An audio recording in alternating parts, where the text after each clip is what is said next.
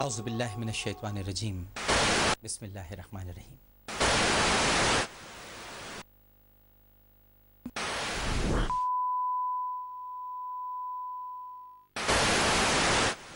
جھکی جھکی نہ ہو نظر جھکے نہ سر، جیو تو ایسے سہما سہما سا ہو دل نہ ہو کوئی ڈر. جیو تو ایسے آئے جو غم تو مسکراؤ مسکرا کے گلے لگاؤ، آگے آگے بڑھتے جانا ساتھ سوچے میں. جیو تو ایسے جیو تو ایسے جیو تو ایسے جیو تو ایسے.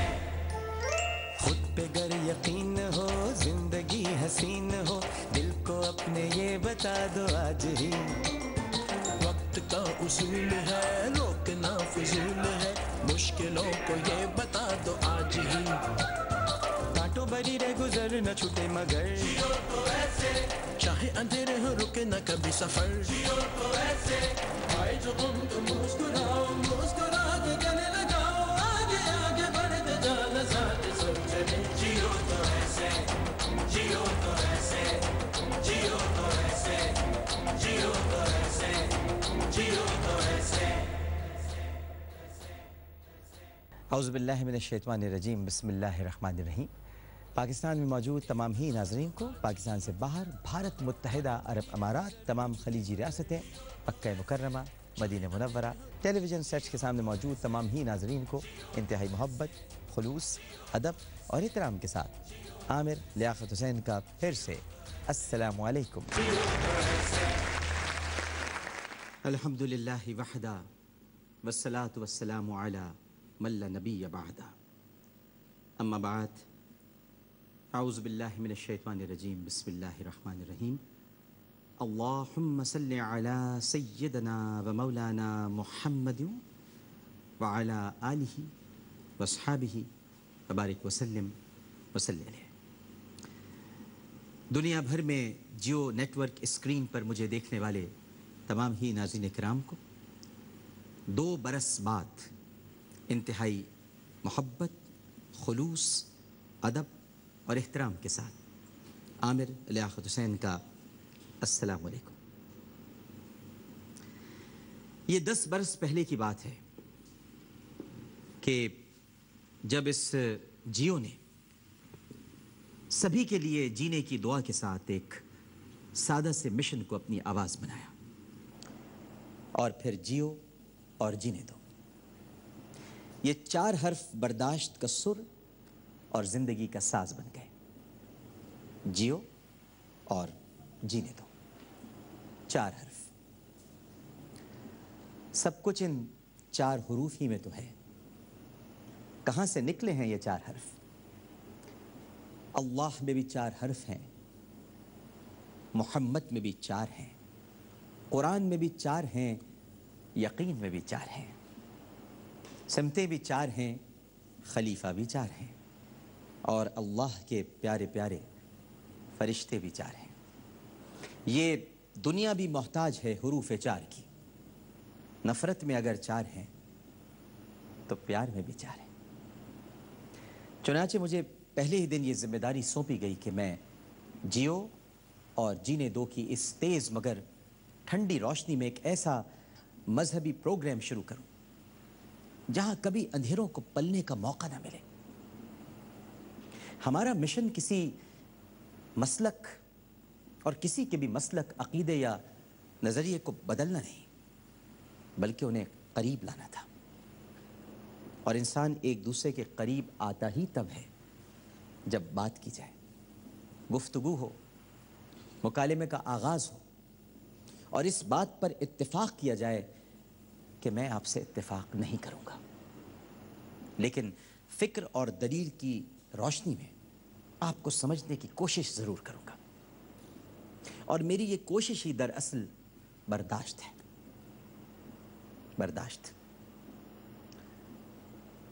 برداشت جس نے مجھے اور آپ کو تخلیق کیا.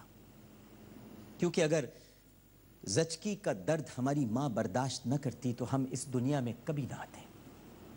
اور شاید اسی بنا پر اللہ کے رسول نے اولادوں کو یہ حکم دیا کہ پہلا حق بھی ماں کا ہے، دوسرا حق بھی ماں کا ہے، تیسرا حق بھی ماں کا ہے اور پھر باپ کا حق ہے، کیونکہ ماں نمونہ ہے سراپا برداشت اور اپنے جگر کے ٹکڑے کے درد کو سمجھنے کا۔ یہی وہ برداشت ہے جس نے دو جہاں کے محبوب صلی اللہ علیہ وآلہ وسلم کی پشت مبارک پر معاذ اللہ غلاظت رکھے جانے کے باوجود پر نور دست مبارک بد دعا کے لیے نہیں اٹھائے۔ مکے کی گلیوں میں آوارہ، اوباش، بدماش، استہزاء کرنے والوں اور ٹھٹے لگانے والوں نے میرے آقا پر پھپتیاں کسیں، گلے میں رسی ڈال کر گھسیٹا، معاذ اللہ گالیاں دیں، تہمتیں لگائیں، لیکن آپ نے صرف صبر کیا، ہر درد کو برداشت کیا اور دشمنوں کو معاف کیا۔ آپ اپنے رب کریم کے نام کو بلند کرنے کے لیے تمام سختیوں کو تبسم فرما کے برداشت کرتے رہے۔ نام نہاد اپنوں کی خبث باطنی کا شکار ہوئے، لید اور گوبر کے بوجھ کو اس وجود مقدس پر برداشت کیا جس پر قرآن اترتا تھا، اس رخ روشن پر عقبہ بن ابی معیط کے تھوکنے پر معاذ اللہ صبر کیا جس کی زیارت کے لیے مدت سے فرشتے سدرۃ المنتہا کی شاخوں پر شوق دیدار میں تڑپ رہے تھے، جس پیٹھ پر حسنین کریمین رضی اللہ تعالی عنہما سواری کرتے تھے، نظافت و لطافت کے پیکر اسی مصطفیٰ صلی اللہ علیہ وآلہ وسلم نے اس پر عین حالت سجدہ میں اونٹ کی اوجڑی کا بوجھ برداشت کیا۔ ابو لہب کی بیوی اور آپ کی چچی ام جمیل ایک دن بیماری کے باعث آپ کی راہ میں کانٹے نہ بچھا سکی تو آپ کو تشویش ہوئی کہ آج میری پاپوش مبارک کو چیر کر میرے تلووں کو چھلنی کرنے والے کانٹے کہاں ہیں؟ کہیں انہیں بچھانے والی زخمی تو نہیں ہو گئی؟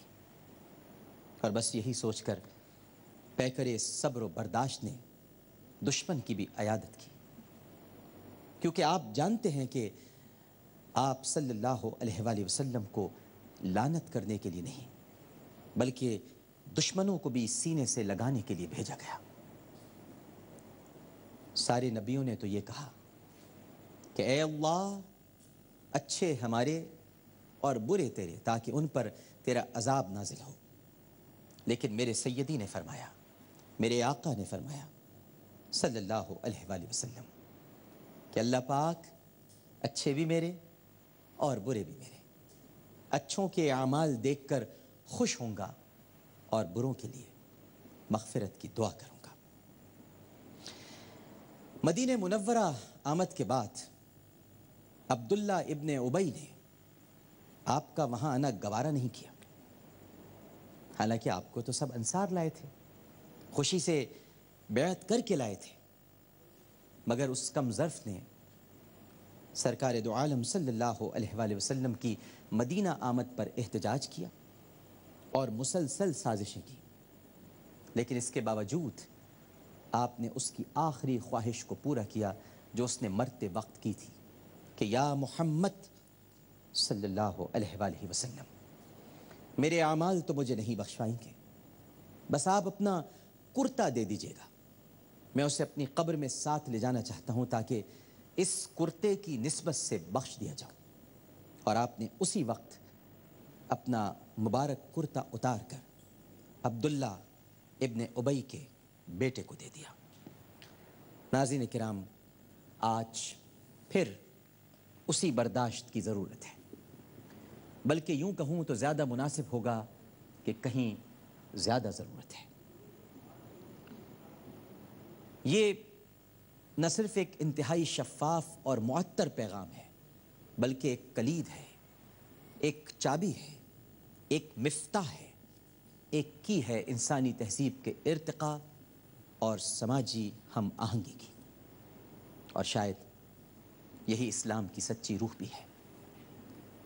ہم میں جذب کرنے کی صلاحیت ہونی چاہیے، بالکل بادلوں کی طرح، تاکہ اگر کہیں نفرت کا سوکھا پڑ جائے اور اشتعال قحط بن کر مکالمے کی کھیتی اجاڑ دے تو ہم اس خشک زمین کو رم جھم ساون کی طرح تر کر دیں، یا پھر زمین کی طرح جذب کر لیں اور احترام آدمیت کے درختوں کو برداشت کی توانائی سے توانا رکھیں۔ یہی ایک راستہ ہے ان تک پہنچنے کا جو سننا نہیں چاہتے۔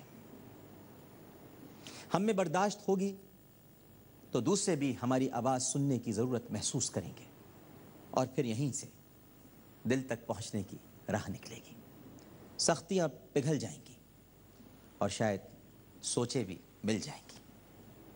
یہ برداشت ہی ہمیں سکھاتی ہے کہ ہم ایک دوسرے کو کیسے قبول کریں، اور اسی برداشت کے سبب وہ دوسرا بھی کچھ دیر کے لیے تھمتا ہے کہ میں اسے سن تو لوں، یہ مجھ سے کہنا کیا چاہتا ہے۔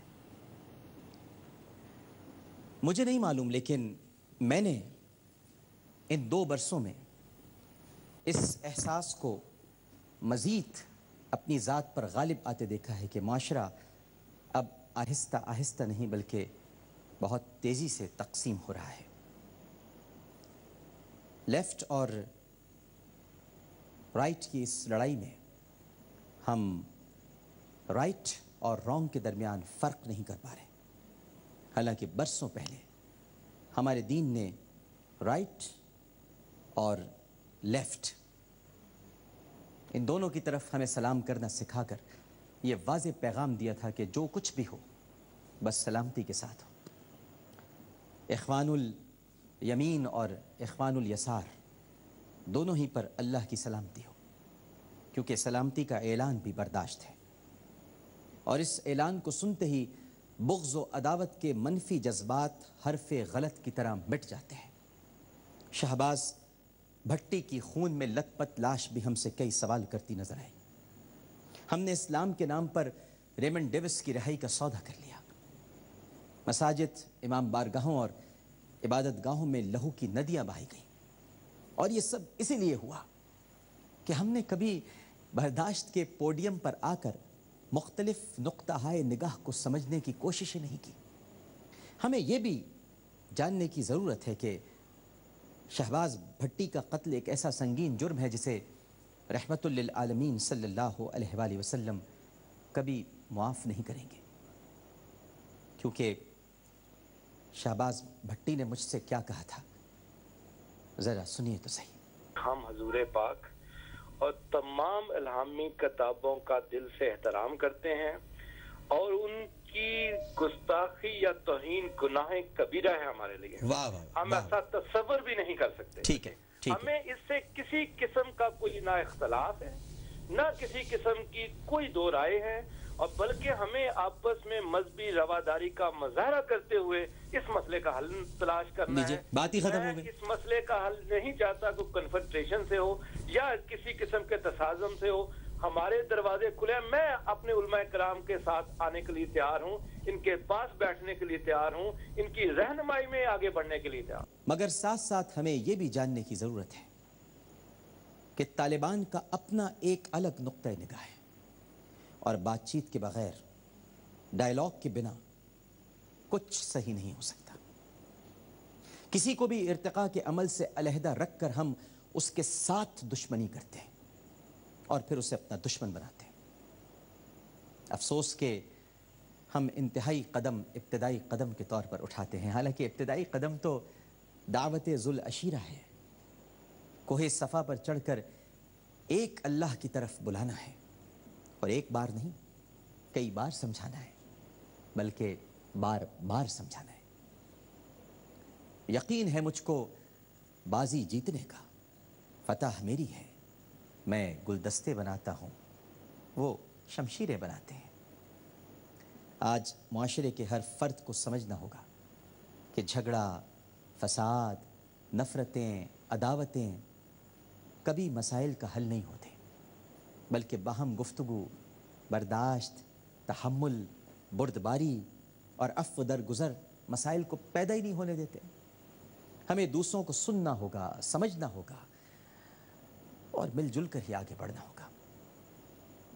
ہر ایک کا اپنا ایک نقطہ نظر ہے اور ہر شخص اپنے تئیں درست ہے، اور ہمیں دلیل کے ذریعے انہیں اس حد تک قریب لانا ہوگا کہ نظریات کی حدت سے وہ جل نہ جائیں بلکہ معاشرے کو ایک نئی جلا بخشیں۔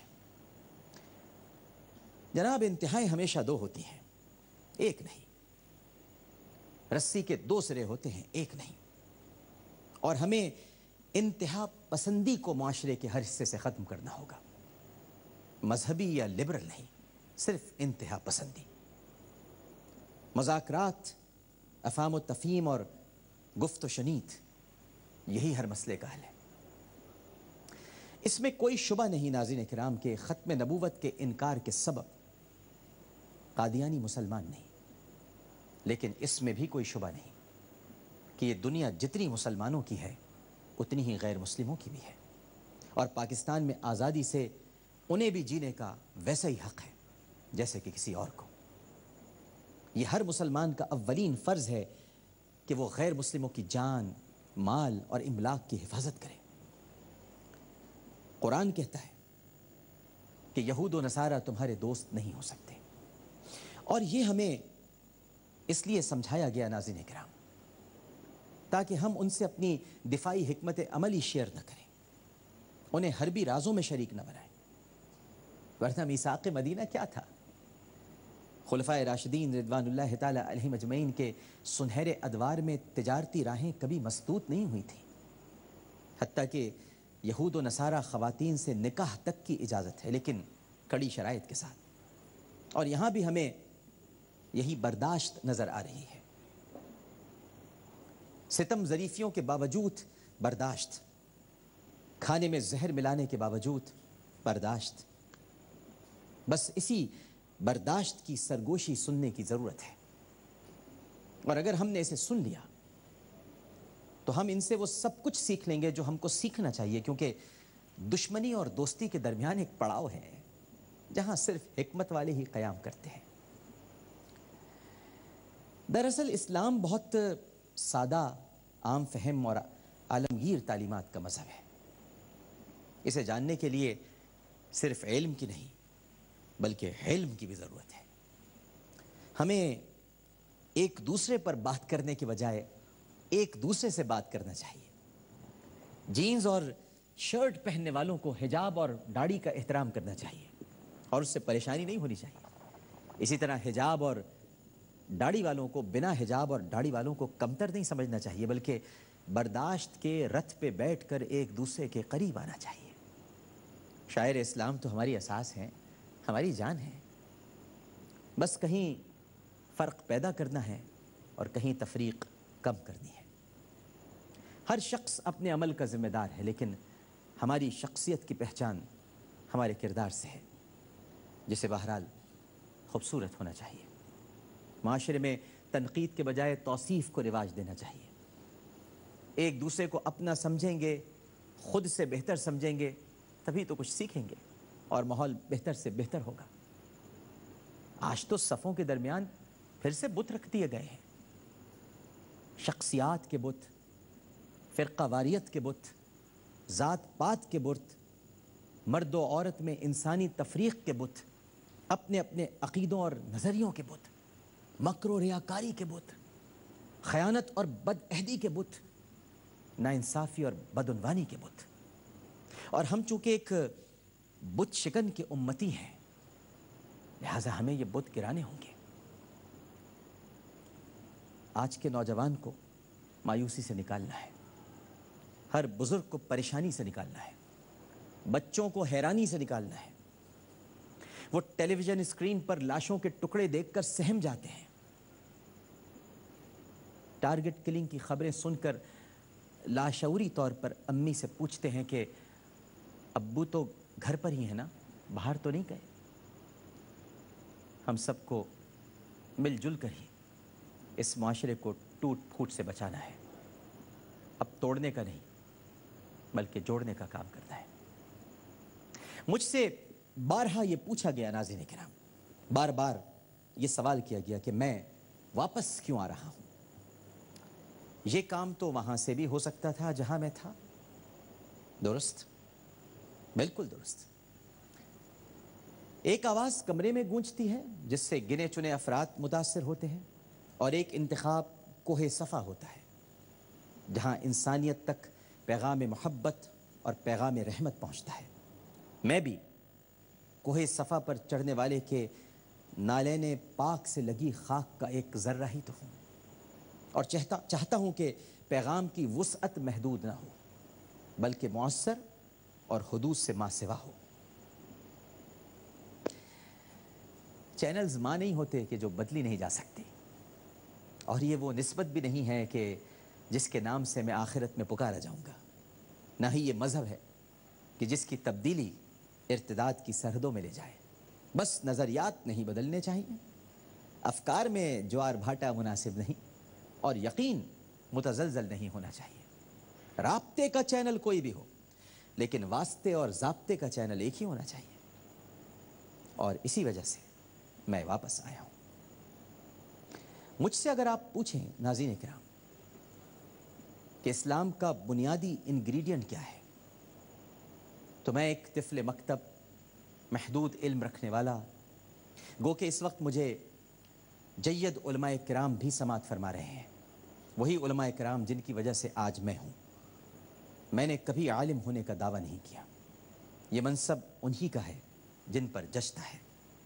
میں تو بس بزرگوں، علماء کرام اور صاحبان دانش کی جوتیاں ہی سیدھی کر لوں، میرے لیے تو یہی باعث اعزاز اور صد افتخار ہے۔ تو میں جواباً یہی کہوں گا کہ لا تثریب علیکم اليوم، مجھ کم علم کی نگاہ میں اس سے بہترین اسلام کا ایسنس کوئی اور نہیں۔ لوگوں کی غلطیوں سے درگزر کر اور ان کی لغزشوں کو معاف کر، اللہ تجھے بلند درجہ عطا فرمائے گا۔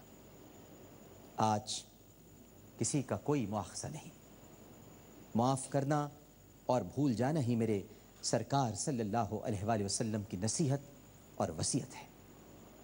اور اس جذبہ درگزر کی خوبصورتی کا احساس صرف درگزر کرنے والے کو نہیں ہوتا، بلکہ جس سے درگزر کیا جاتا ہے اس کی ٹہنیوں پر بھی نئی کوپلیں پھوٹتی ہیں، محبت کے پتے نکلتے ہیں، اور سبز شاخیں آنے والی حسین زندگی کی نوید سناتی ہیں۔ یہاں لیتے ہیں ہم ایک چھوٹا سا وقفہ، اور وقفے کے بعد دوبارہ حاضر ہوں گے، گفتگو کے سلسلے کو وہیں سے جوڑیں گے جہاں سے اب وہ ٹوٹنے جا رہا ہے۔ وقفہ۔ السلام علیکم ورحمۃ اللہ۔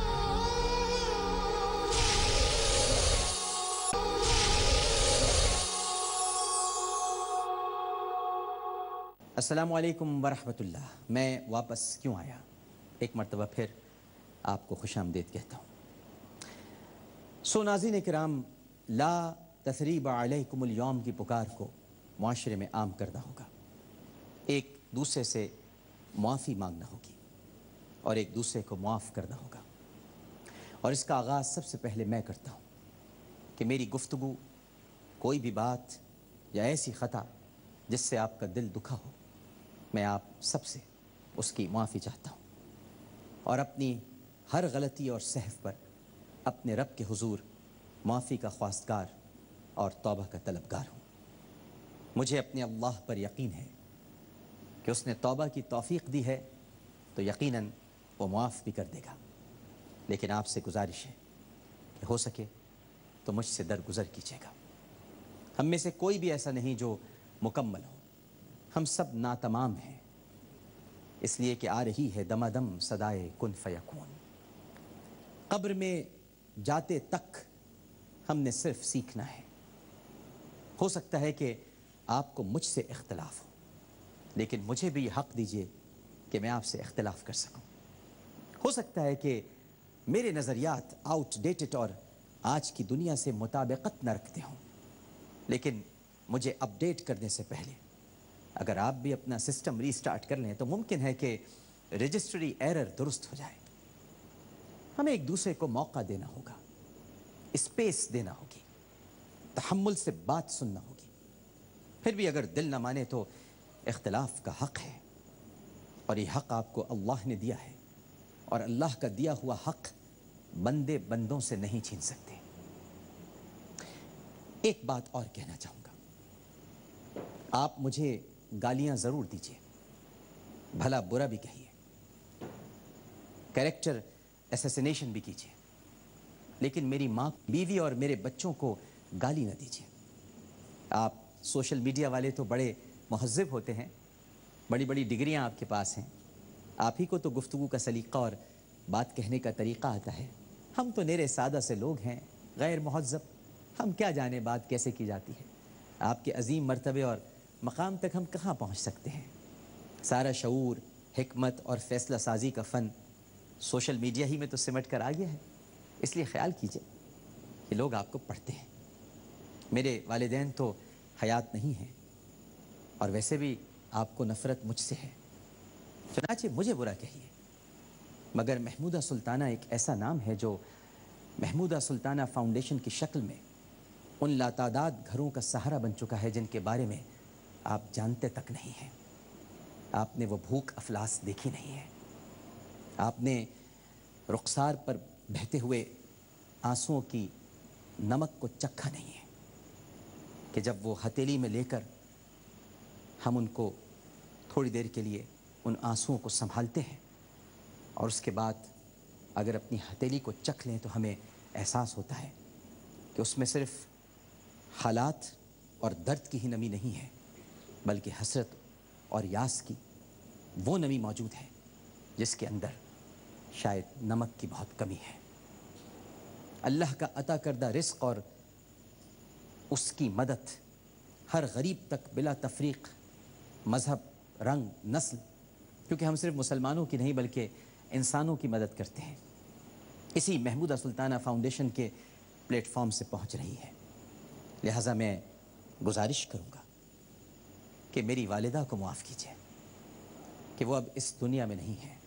ہاں، مجھے ضرور گالیاں دیجیے، تہمتیں لگائیے، بدگمانیاں کیجیے، جانے بغیر الزامات لگائیے، سنی سنائی باتوں کو دین کا کام سمجھ کر آگے بڑھائیے، کیونکہ جو میں ہوں وہ تو میرا رب جانتا ہی ہے، اس سے کچھ پوشیدہ نہیں، اس لیے مجھے اطمینان ہے، اور روز حشر سب واضح ہو جائے گا کہ میں کیا تھا اور آپ نے مجھے کیا کہا تھا۔ بس رکاوٹ صرف اتنی ہوگی کہ وہاں کچھ ریوائنڈ نہیں ہوگا، توبہ کا موقع نہیں ہوگا، وضاحت اور جسٹیفیکیشنز کے لیے وقت نہیں دیا جائے گا، صرف اور صرف سزا سنائی جائے گی۔ اس کو سامنے رکھتے ہوئے جیسا جی چاہے اور جو جی میں آئے ضرور کیجیے۔ ویسے بھی میرے پاس اعمال کی بہت کمی ہے، ہر عبادت ٹوٹی پھوٹی ہے، تقوی میں بہت کمزور ہوں، اور اس میں کوئی شک نہیں کہ دنیا میں سب سے زیادہ گنہگار ہوں۔ اگر آپ نے مجھے گالیاں دینی چھوڑ دی، غیبت اور بدگمانی سے تائب ہو گئے اور تہمتیں لگانے سے باز آ گئے تو میرا کیا ہوگا؟ آپ کی ان گالیوں کے سبب ہی تو میں ہر سال جالیوں تک پہنچ جاتا ہوں۔